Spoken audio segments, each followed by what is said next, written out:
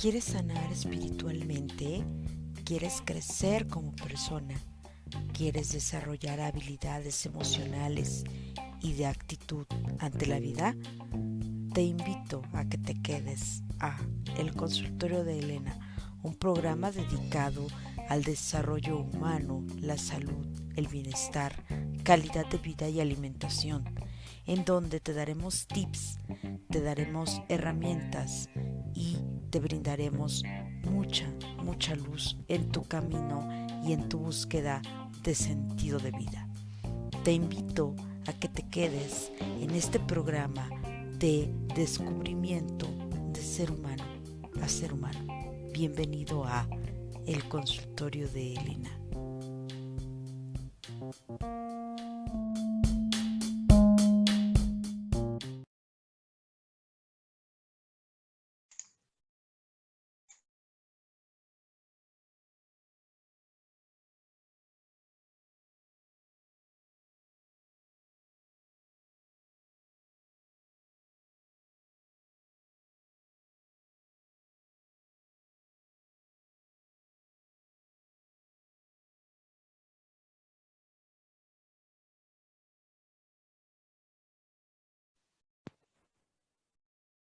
Hola, hola, muy buenas tardes a todos y todas mis amigas y seguidoras del Consultorio de Elena. Me da mucho gusto saludarlos a través de este espacio, donde pues como siempre es un gusto compartir con todos ustedes un tema sobre salud, bienestar y calidad de vida, y tiene que ver con esta parte también emocional, el bienestar físico, la salud, la medicina, los cuidados paliativos, la tanatología y bueno, un sinfín de temas que estamos subiendo para que ustedes los puedan ver y puedan informarse y educarse en salud.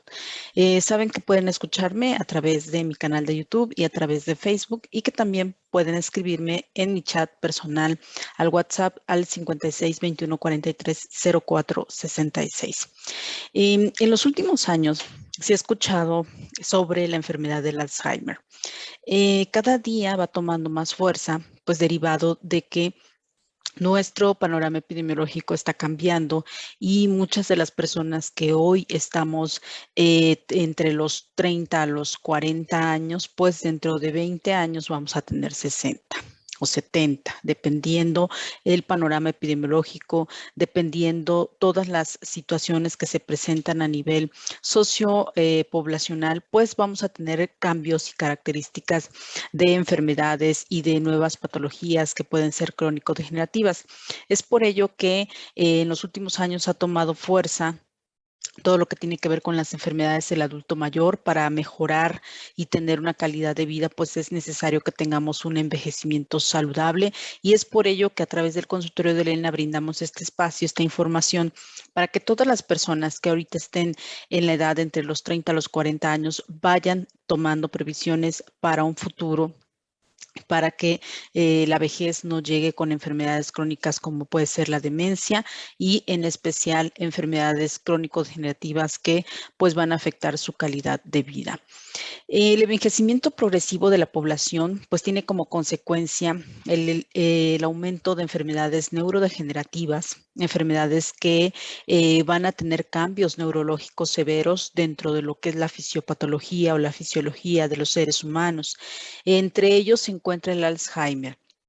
Esta enfermedad es degenerativa y completamente irreversible, que se lleva a cabo en el cerebro específicamente y que afecta progresivamente la capacidad de pensar, la memoria, llegando a dejar a la persona pues totalmente incapacitada para poder desarrollar actividades de la vida cotidiana.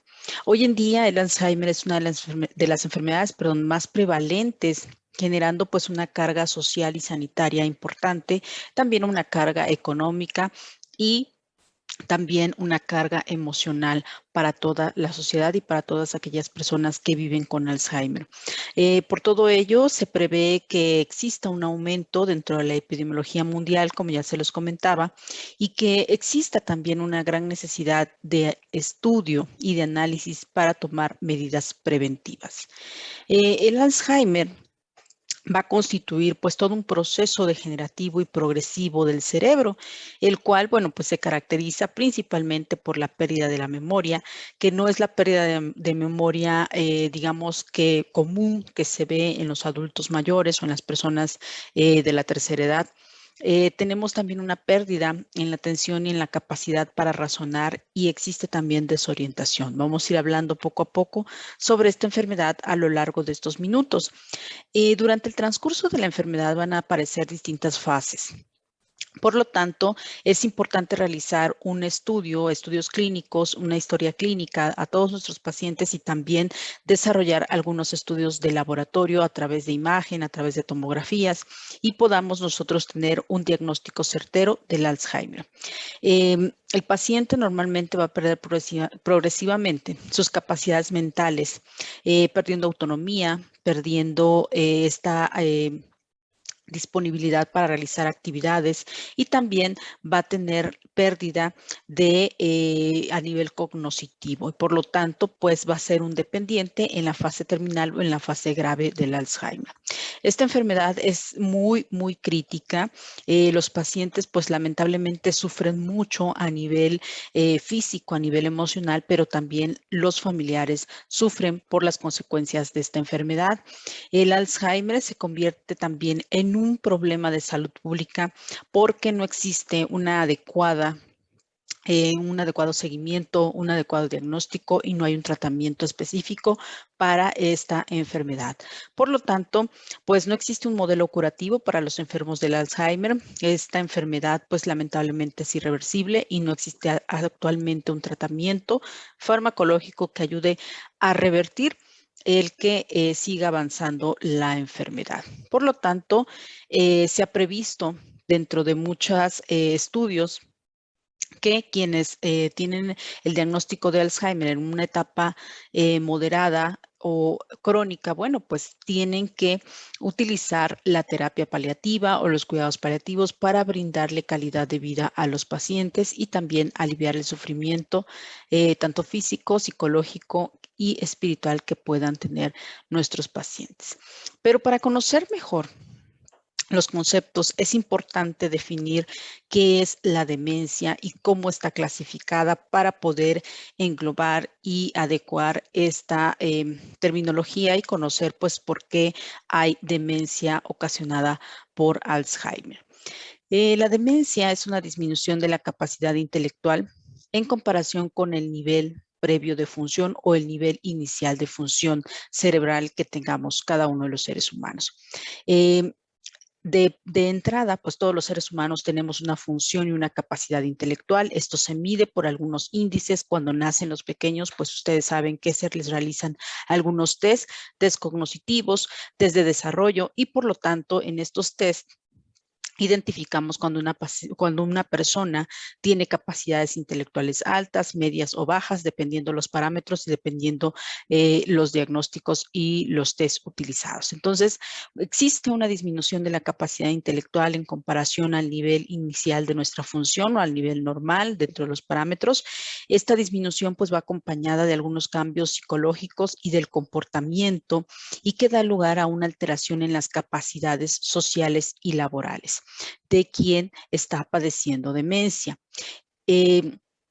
Podemos resumirlo de la siguiente manera como un conjunto de síntomas relacionados a la disminución de las capacidades mentales y cognitivas, pero esto es más conocido como un síndrome, más que la demencia es conocido como un síndrome o un trastorno. Entonces, se van afectando de forma gradual la memoria, el lenguaje, la capacidad de reconocer y de actuar ante ciertas circunstancias y llega a alterar las capacidades básicas de la vida diaria del paciente como vestirse, alimentarse, controlar evacuaciones o incluso caminar. Es por ello que cuando llegan a las consultas, los pacientes geriátricos pues ya normalmente traen un cuadro de demencia y el paciente pues va perdiendo su independencia, no desarrolla su vida de forma autónoma y finalmente va a requerir ayuda constante y la supervisión de otras personas, puesto que esto puede llegar a ser degenerativo y puede poner en riesgo la integridad del paciente. Entonces, Existen alrededor de 76 causas y enfermedades diversas que pueden hacer que una persona presente demencia. La demencia no solamente se asocia con la edad, sino con factores o enfermedades que pueden ser factores de riesgo y que impliquen que una persona pueda empezar a perder la memoria de manera temprana, y por lo tanto, pues es importante identificar cuáles son los criterios diagnósticos establecidos para la demencia. Para ello, bueno, pues nos apoyamos en el Manual de Diagnósticos de la Asociación Americana de Psiquiatría, que establece lo siguiente. Principalmente vamos a ver y analizar el desarrollo de múltiples principales causas de la demencia. En este caso son trastornos cognitivos manifestados por la alteración de la memoria, como ya se comentaba al principio, que es la incapacidad de fijar nuevos recuerdos o de tener recuerdos antiguos. En algunos casos, los pacientes que llegan a consulta, los pacientes geriátricos sobre todo, pues ya no recuerdan la fecha de nacimiento de alguno de sus hijos, ya no recuerdan a lo mejor la fecha en que se casaron, ya no recuerdan alguna situación en particular, ¿no? Como la edad, como también la fecha de nacimiento de ellos mismos, o por ejemplo, que comieron en la mañana o que cenaron la noche anterior. Entonces, estos recuerdos pues ya no están presentes en alguno de los casos. Por el otro lado, hay alteración de alguno de los siguientes aspectos, como la afasia o la alteración del lenguaje. Tienen un lenguaje, perdón, un poco disperso, y no pueden comprender o no pueden expresarse. También existe algo denominado apraxia, que la apraxia es la alteración a la gesticulación, a poder manipular algunos objetos, perdón, y pues esto va a cambiar de alguna manera la forma en cómo se van a comunicar nuestros adultos mayores o las personas que sufren demencia. La agnosia, no hay reconocimiento de los objetos, entonces ya se confunden de cierta manera. Esto se da mucho sobre todo en los pacientes ya adultos mayores, arriba de los 60, 70 u 80 años, ya tienen una dificultad para reconocer algunos objetos, para reconocer, por ejemplo, las pastillas. Si son pacientes que tienen múltiples fármacos, pues de alguna manera ya no reconocen qué pastillas se toman, ya no reconocen cuáles son sus objetos personales, y por lo tanto vamos a ir teniendo estas pequeñas alertas que nos van a ir a dar a conocer que la persona está padeciendo demencia.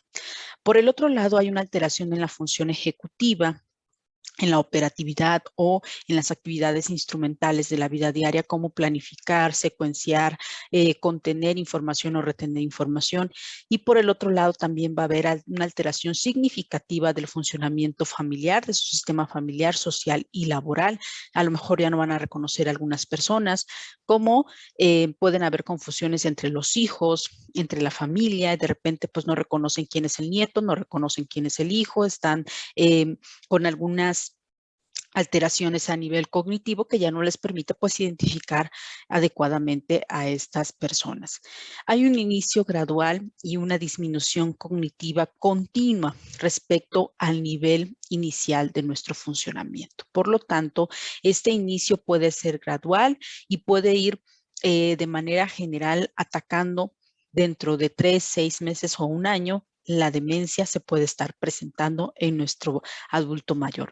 Por lo tanto, es importante también que pues el diagnóstico a veces es muy limitado. Existen diversas demencias, demencias degenerativas primarias, demencias vasculares y demencias secundarias. Entonces, estas demencias se tienen que clasificar de acuerdo pues a los criterios que anteriormente les mencionaba. Y es importante también que sepamos la funcionalidad a nivel cerebral, a nivel fisiológico pues de nuestro organismo. El cerebro tiene múltiples conexiones entre las neuronas a nivel cerebral. Hay un comportamiento bioquímico que por lo tanto también pues hay estas enfermedades a nivel del cerebro que pues van a representar o van a alterar de alguna manera nuestro comportamiento y nuestras funciones cognitivas. Por lo tanto, también es importante tener otros criterios para evaluar la demencia es importante que las personas acudan con un especialista. No cualquier médico de consulta te va a identificar qué es una demencia senil, qué es una demencia por Alzheimer y qué es una demencia vascular asociada a comorbilidades que puedas tener o ciertas patologías. Entonces, como los criterios diagnósticos son muy limitados, necesitamos que durante la etapa senil pues pueden presentarse múltiples formas e incluso pues están asociadas a algunas enfermedades y por lo tanto las evaluaciones deben de ser con base al deterioro funcional de la persona o del paciente y también con base en estudios clínicos o laboratorios. Aquí también hay un punto muy importante. La edad no significa que la persona vaya a presentar demencia. Puede ser un adulto mayor que tenga 60, 70 u 80 años y tenga una función eh, cognitiva muy sana, muy saludable. Y bueno, pues esto no siempre va asociado a la edad. Por lo tanto, la terminología de demencia senil pues está un poco mal utilizada, pero está comúnmente ocupada pues por la mayoría de las personas. Entonces, todos identificamos cuando hablamos de la demencia senil, aunque es un término que no está bien eh, utilizado, pero sí sabemos de lo que estamos hablando. Entonces, la edad no es una constante, pero sí es un factor de riesgo. Y las causas principales de un deterioro progresivo de las capacidades mentales se van a dividir de la siguiente manera: como enfermedades generales que pueden ser asociadas a la hipertensión, a la diabetes o a las anemias, las enfermedades psiquiátricas o que están relacionadas a algunos padecimientos o psicopatologías como la depresión y algunas enfermedades neurológicas como la demencia secundaria, los tumores cerebrales y los trastornos de la circulación sanguínea o algunos eventos cerebrovasculares. Las demencias degenerativas cerebrales primarias también son parte de este tipo de demencias y el principal ejemplo es la enfermedad del Alzheimer, categorizada como una demencia degenerativa cerebral primaria. Por lo tanto, el conocimiento de la causa o de la etiología de la demencia es fundamental, ya que nos va a ayudar a establecer una terapia y brindar un pronóstico específico en cada caso y en cada paciente. Por lo tanto, bueno, pues hablar de demencia implica reconocer y hacer un análisis pues funcional de nuestro paciente, identificar algunos criterios, factores de riesgo y enfermedades o comorbilidades que pueda tener y por lo tanto pues nos va a dar un panorama amplio del tipo de demencia que tiene nuestro paciente. Ahora, para conocer un poco más del Alzheimer, pues el Alzheimer principalmente es una enfermedad que va a ser neurodegenerativa y que por lo tanto vamos a analizar que en las últimas décadas pues ha tomado prioridad porque pues muchas personas están padeciendo esta enfermedad. Se confunde mucho, como ya les comentaba, con la demencia senil y con la arteriosclerosis cerebral, que pues de alguna manera nos causa de repente confusión a la parte clínica, a los médicos, a la parte de los profesionales de la salud. Sin embargo, pues es importante que tengamos muy claro que es una enfermedad neurodegenerativa progresiva y que se va a caracterizar principalmente por una serie de rasgos clínicos y patológicos que van a tener variabilidad, es decir, que no se van a presentar de manera constante, sino que pueden variar de forma relativa. Y para ello, bueno, pues el Alzheimer, la historia del Alzheimer pues empieza más o menos por ahí de 1907, 1910 con el psiquiatra Alois Alzheimer y quien es un anatomopatólogo alemán, psiquiatra alemán, que pues publica un estudio clínico y anatómico del caso de uno de sus pacientes. Por lo tanto, algunas enfermedades como estas y otras que se han analizado en el contexto de la historia que tienen que ver con enfermedades neurodegenerativas, no siempre son identificadas por los médicos o por la parte clínica, ¿verdad? Sino que a veces viene desde la psicología, desde la psiquiatría, y bueno, pues que nos dan un panorama amplio de lo que es la medicina y que está basada en la evidencia y que también tiene que ver con temas psiquiátricos, psicológicos o psicopatologías que pues nos permiten abundar más en esta información. Y por lo tanto, bueno, pues vemos que este médico hace un estudio sobre una de sus pacientes que había presentado durante casi 4 años una evolución importante con un cuadro de demencia y que tenía una grave desorientación y alucinaciones constantes. Entonces, la historia del Alzheimer viene desde 1910, en la cual, pues, a través de un estudio microscópico del cerebro, esta persona, pues, fallece y se le hacen estos estudios y el doctor Alzheimer, pues, fue el descubridor al darse cuenta que habían ciertas alteraciones a nivel de su función cerebral y por lo tanto realizó estudios que más tarde se conoció como enfermedad de Alzheimer. Por lo tanto, la enfermedad de Alzheimer está asociada a manifestaciones o factores de riesgos que tienen que ver a nivel neurodegenerativo con el cerebro y la definición dentro de la operatividad o dentro de la clínica del Alzheimer, pues nos van a dar tres parámetros fundamentales, principalmente las características clínicas, si hay una alteración cognitiva, puede ser una alteración progresiva de la memoria y de las capacidades intelectuales del paciente. Puede haber alguna alteración funcional, como pérdida progresiva de la autonomía personal, o sea, el paciente va perdiendo autonomía, va eh, necesitando más ayuda, más apoyo para identificar y hacer algunas actividades instrumentales como comer, caminar o cambiarse de ropa o incluso en el aseo diario. Por el otro lado, hay características neuropatológicas y que estas se identifican a través de la resonancia magnética o de la tomografía y están manifestadas por atrofia cerebral, por pérdida de las neuronas y pérdida de las espinas neuronales. Pueden haber placas seniles, esto ya se ve a nivel de laboratorio o a nivel de las resonancias o por tomografía. Hay los famosos ovillos neurofibrilares que pues lamentablemente se van a presentar a nivel neuropatológico en nuestro cerebro. Hay degeneración granulovacular y también angiopatía amieloide, que esto pues lo identifican los anatomopatólogos, lo identifican los médicos especialistas que nos ayudan a generar pues una visión y un panorama cuando se envía a un paciente para que se le hagan estudios de resonancia, o estudios avanzados que se requieran para identificar el Alzheimer. Por el otro lado, una característica importante y que es diferenciador dentro de las demencias con el Alzheimer es la variabilidad. La edad de inicio puede ser variable. Hay personas que han presentado Alzheimer a temprana edad y también puede ser presenil o senil. Presenil es antes de los 60 años y senil es después de los 60 a 65 años. Puede ser de evolución lenta o rápida y hay un perfil neuropsicológico con predominio variable de los trastornos de memoria, de lenguaje o de reconocimiento. Y ya sé, por ahí a lo mejor alguien está pensando, pues yo creo que ya tengo Alzheimer, ¿no? Porque desde los 40 empecé a perder, a tener ciertas lagunas, ciertas circunstancias que ya no me acuerdo, ¿no? Pero bueno, para que nosotros podamos identificar el Alzheimer y diferenciarlo de las demencias o de las pérdidas de la memoria, pues es importante hacer todos estos estudios. Y también hay alteraciones psicológicas y del comportamiento variable como la ansiedad, que se va a presentar en nuestros pacientes con Alzheimer, la depresión, las alucinaciones, perdón, y la agresividad. Estos dos últimos factores de riesgo, las alucinaciones y la agresividad, son comunes en los pacientes con Alzheimer que pueden presentarse de manera gradual y paulatina.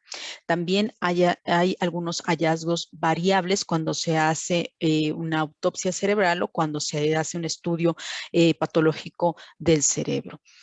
Múltiples estudios también pues han puesto en evidencia, ¿verdad?, la activación de una cascada de acontecimientos bioquímicos a nivel cerebral que conducen a una alteración de las células cerebrales y a la pérdida de sus conexiones y a la muerte de las células cerebrales. Por lo tanto, aún se sigue descubriendo más sobre esta enfermedad. No hay cura ni tratamiento en este momento y por ello es importante que los pacientes que ya han sido diagnosticados con Alzheimer tengan cuidados paliativos, tengan terapia paliativa y brindarle al paciente medidas de confort y calidad de vida para tener una vida digna. En sus fases iniciales, el Alzheimer es muy difícil de distinguir de los trastornos de la memoria y de los trastornos cognitivos relacionados con el envejecimiento normal. Sabemos que muchos de nosotros pues vamos a tener cierto envejecimiento de manera, puede ser prematura o de manera prolongada. Por lo tanto, es importante también que fomentemos el envejecimiento saludable, fomentemos la prevención en salud y eduquemos a todas las personas a que prevengan este tipo de enfermedades a nivel cerebral. Algunos de los síntomas de alarma o de los signos de alarma que se presentan durante la enfermedad del Alzheimer o al inicio de la enfermedad va a ser pérdida de la memoria, que afecta en las capacidades sobre todo del trabajo, como recordar citas, recordar nombres, recordar algunos números telefónicos, la dificultad para realizar tareas familiares como preparar la comida o asistir a lo mejor a algún evento de los hijos o de la familia, problemas de lenguaje, olvido y sustitución de palabras, desorientación en tiempo y espacio, cuando se olvidan las fechas o cuando alguien se pierde constantemente. También estamos hablando de pobreza de juicio, que no hay criterios para poder vestirse con ropa apropiada, sino que de repente se ponen al revés la ropa, la camisa, los zapatos, los cambian o incluso hay conductas inapropiadas por parte del paciente. También hay disminución del pensamiento abstracto, se olvida el significado del dinero, se olvida en esta parte del significado de algunos objetos, hay cambios de humor y de la conducta, entre otras sintomatologías que se puedan estar presentando en el paciente con Alzheimer. El tratamiento para los pacientes con Alzheimer no ha sido determinado, los medicamentos pueden ayudar, pero la combinación de medicamentos o de muchos medicamentos puede traer efectos adversos y provocar un estado de confusión mental importante en estos pacientes. Para ello se debe de realizar una historia clínica completa con los antecedentes heredofamiliares y estudios de imagen, como ya los mencionamos anteriormente, así como un estricto control por parte del médico tratante. Existe tratamiento no farmacológico que nos brindan muchos especialistas a través sobre todo de la terapia paliativa, en la cual el principal objetivo es mantener al paciente familiarizado con su entorno y mejorar su calidad de vida. La terapia paliativa nos ayuda a través de programas de estimulación y de actividad cognitiva, a través de actividades ocupacionales e instrumentales de la vida diaria y también nos ayuda en la prevención de trastornos psicológicos como ansiedad o estrés o depresión. Sin duda, el Alzheimer es una enfermedad que afecta a todo el sistema familiar y al paciente, y muchas veces los recursos son limitados para poder permitir un acceso a un tratamiento y a un cuidado oportuno. Es por ello que los invitamos a través del consultorio de Elena, pues a informarse sobre temas de salud, bienestar, calidad de vida y apoyar a todos estos pacientes que requieren atención y sobre todo cuidados específicos. También, bueno, pues parte de ello es informar, es mantenerse informados sobre estos temas, es mantenerse siempre a través de un diagnóstico, a través de un tratamiento. Y recuerden que pues es importante la prevención. Me despido de ustedes, soy Elena Reyes, tanatóloga y logoterapeuta, especialista en salud pública, cuidados paliativos y epidemiología.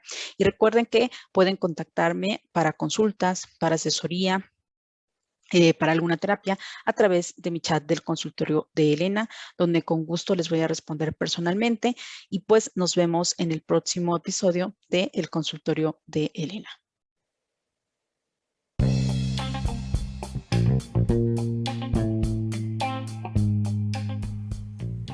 El consultorio de Elena es un programa público y gratuito para todas aquellas personas que requieran acompañamiento y asesoría emocional, de calidad de vida y de desarrollo humano, con un enfoque tanatológico y logoterapéutico, con la metodología aplicada del análisis psicoexistencial.